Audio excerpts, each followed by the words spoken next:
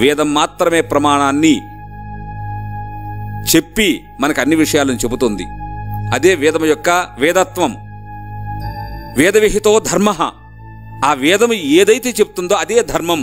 అగ్నిహోత్రం జుహుయాత్ అంటుంది. మీరు మీ ఇంట్లో ప్రతిరోజు కూడా లేచిన వెంటనే అగ్నిస్వరూపాన్ని, ప్రకాశస్వరూపుడు భగవంతుడు కాబట్టి అటువంటి భగవంతుని ప్రతి దినము కూడా లేచిన వెంటనే అగ్నిని దర్శించాలి.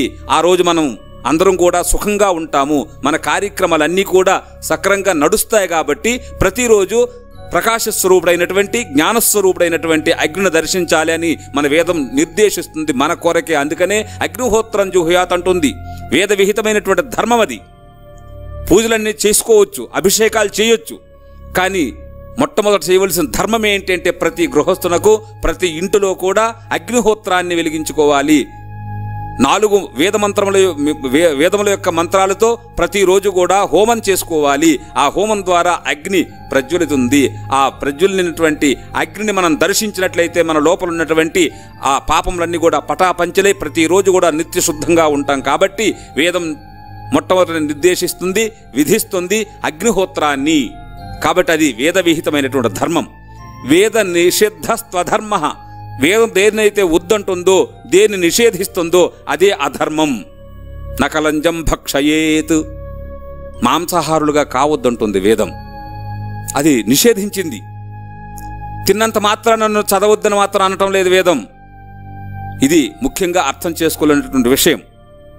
ఎందుకంటే భారతదేశంలో మొట్టమొదట మన హిందూ ధర్మంగా వైదికం యొక్క సిద్ధాంతం ఏంటి అంటే మాహింసాత్ సర్వభూతాని. ఏ జీవులను కూడా హింసించే శక్తి మనకు లేదు అని నిర్దేశిస్తుంది. అయినప్పటికీ కూడా దాన్ని మనం కాస్త ప్రక్కన పెట్టి మనం ప్రతి పండుగ కూడా, పండుగలన్నింటికి మనం మాంసాహారం తినాలన్నటువంటి వ్యాజ్యంతో పండుగలు చేసుకుంటున్నాం. కానీ మన ఆ మాంసాహారానికి, ఆ పండుగలకి ఏ సంబంధమూ లేదు. హిందువులను చెప్పుకుంటే హింసారహితులమని అర్థం. అధ్వరం అన్నాడు. అధ్వరం అంటే హింసారహితమైనటువంటి కార్యాలను చేయమంటుంది మన శాస్త్రం. దాన్ని వేదంలో అధ్వరం అన్నాం. మరి మనకి ఆ అధికారం లేదు. ఒకవేళ మనం ఆ విధంగా ఆచరించినట్లయితే, జిహ్వా చాపల్యముతో మాంసాహారంగా ఆహారులుగా మనం మారినట్లయితే మారండి. కానీ వేదాన్ని మాత్రం అధ్యయనం చేయండి, వేదాన్ని ఆరాధించండి. దానివల్ల మీకు ఆ కార్యక్రమాలు కూడా తగ్గుతాయి. దానివల్ల పాపం తగ్గుతుంది. పుణ్యాత్ములయ్యి భగవద్భక్తులే మోక్షాన్ని పొందుతున్నారన్నటువంటి విధానాన్ని నిర్దేశిస్తుంది వేదం.